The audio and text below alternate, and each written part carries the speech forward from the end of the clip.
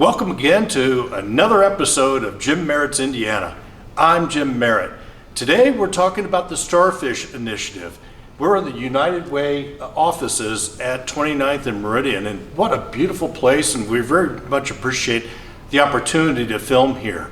We have Steve Haynes here, who is a Starfish initiative mentor. And Steve, talk to me a little bit about your commitment to Starfish Initiative, what it's all about, and then we'll talk to Dakota Harris. Okay. Starfish Initiative is a great organization that looks for people that are within the inner city that have shown potential for college. And they're looking at these kids back when they're in junior high, middle school. And we're talking about potential mentees, right? Yes, mentees. They're called scholars. Scholars. Is how they refer to them. And so Dakota was one of these individuals. So just being more specific within this example, and they said, hey, he's making good grades. He's got potential, and they invite him into the organization, as well as they've invited a lot of other kids, about 300 or so, I think, at that particular time. And they, based on people like me that have signed up to volunteer to help out and be a mentor to them. They then connect us together, and then it's our obligation to keep them focused on going to school.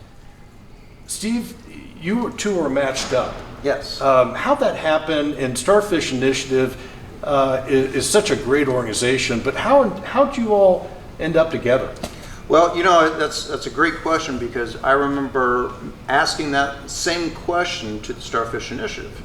And I said, I don't know what you guys do. I don't know if there's some kind of a computer program that you use to match the scholars with the mentors. I go, but I could not have a better scholar. He's perfect for me, and I just truly enjoy Dakota. And they go, we sit down at a table. We have the names of each individual scholar and the names of each individual mentor on a card, and we just start shuffling and doing this and matching them up. I go, well, then you guys did a nice job. And how long is usually a mentorship or a scholarship?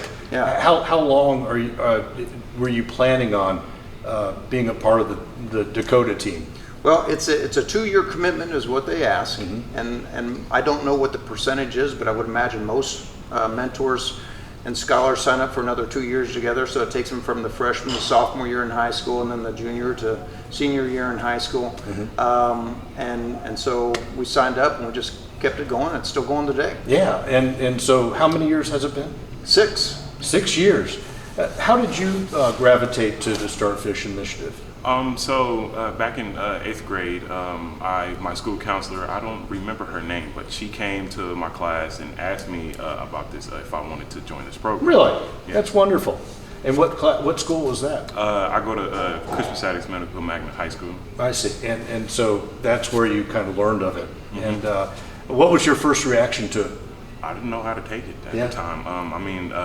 I didn't really know too much about it. I was actually intrigued by it because it said it was a mentor. It was kind of like I've always wanted. It's kind of like Big Sister, the Big Brother program type of thing.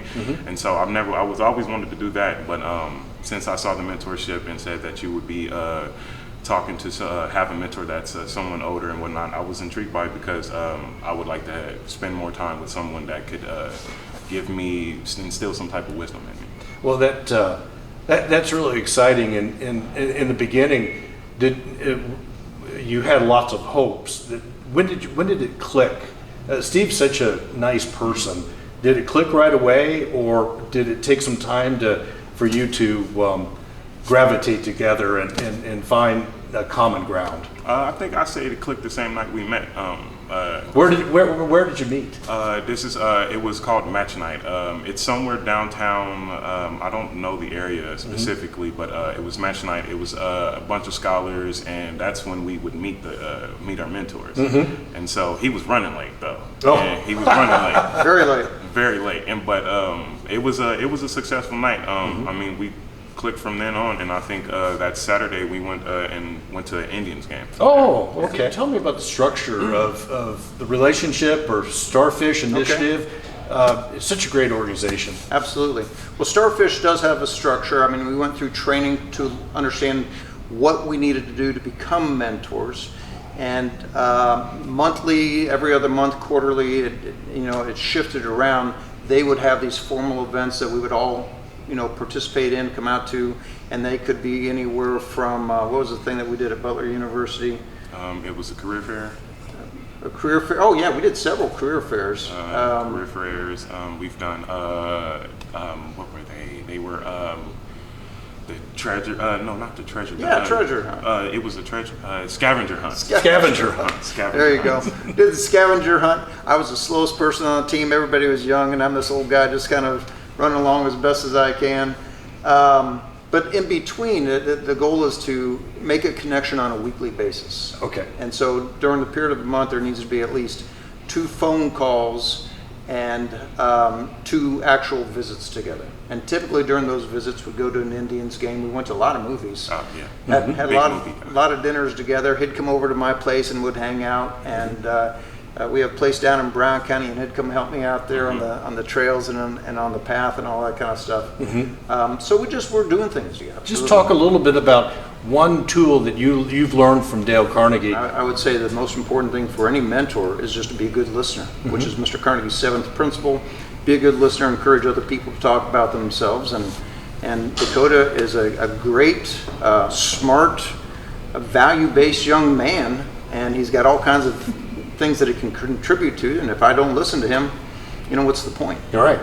Dakota Harris, talk to me. Tell me about what's going on, about Steve's impact on your life, where you are, obviously Indiana, right? Yes, sir. And tell me about your life and your goals and your wishes and the wisdom that you've gathered from Mr. Haynes. Well, I could say what I've gathered from him is nothing but looking for the future. Don't look at the past, but look what the future can bring for you. And so, meeting Steve, he's changed my life dramatically. I've never really thought of going to college and having a post-secondary education, but now seeing that he's a family man, he's a great father, a great husband. He has 2 kids that both graduated, one from IU, one from Ball State. And so he's a great mentor for me because I didn't have a dad growing up, and so I look for him, and I look to him as a father figure. And so he's a great representation as a man and what I want to become. And you're in school at Indiana University? Yes, sir. I'll be going into my junior year right now. What are you studying? I am studying psychology. Psychology. Do you want to teach? Do you want to practice? Or do you have any? Steve and I always talked about career goals when I was a member of a Dale Carnegie class. What kind of teachings? What do you want to do? Do you know?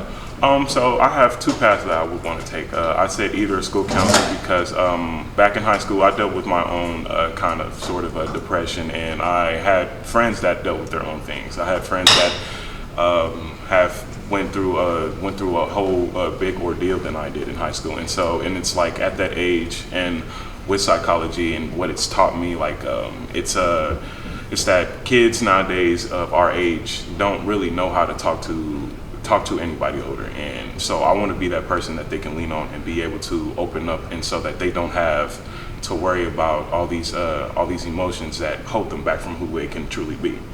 And so and I wanted to become a counseling therapist altogether, because I feel like anybody of all ages, everyone deals with their own problems. Everyone, no matter the age, if you're a 3-year-old to being a 68-year-old. And so everybody has their own problems that they deal with, and I want to be able to help people understand that if you let these problems go and you're able to talk about them, that you can live a healthier life. Tell me, is there any kind of secret that you have to learning that you want to help people take the daggers of life and help them through the hard places? And that's really what counseling does. What in your mind, what's the key to why you want to do that for a living? I mean, I dealt, like, growing up, I'm not gonna say I had the best childhood. I know what it's like to come from a rough neighborhood. I don't have the best family, but it's my family. And so just drawing back on what my family has taught me, what Steve taught me, what life has taught me, and it's that don't look at the negative aspects of life, but to look more on the positive, because there's more positive, negative, and if you live in the negative, it's like it's nothing going to be negative for you. And so there's a lot because being in COVID right now at this time, we're all put in a negative position. Yeah. And so now that we're starting to integrate back, and it's very beautiful that we are able to get back into nature and get back into these positive aspects that can give us a greater meaning in life. Positivity. One last word, Steve. Tell me, is Dakota your first scholar, or have you mentored other people other than your own children? Dakota is my first scholar, and whether there will be more, we will find out. He's just a terrific young man, and at the time that we got going, my business picked up, and so I didn't have additional time to really do stuff with other people. But knowing that we have the strong connection, and I want to see him successful, that's why I've just hung in there and kept that connection going. Wonderful. Thank you for what you do. Best of luck, and I'm really glad you're going the direction you are. You're seeing another episode of Jim Merritt's Indiana. See you again soon.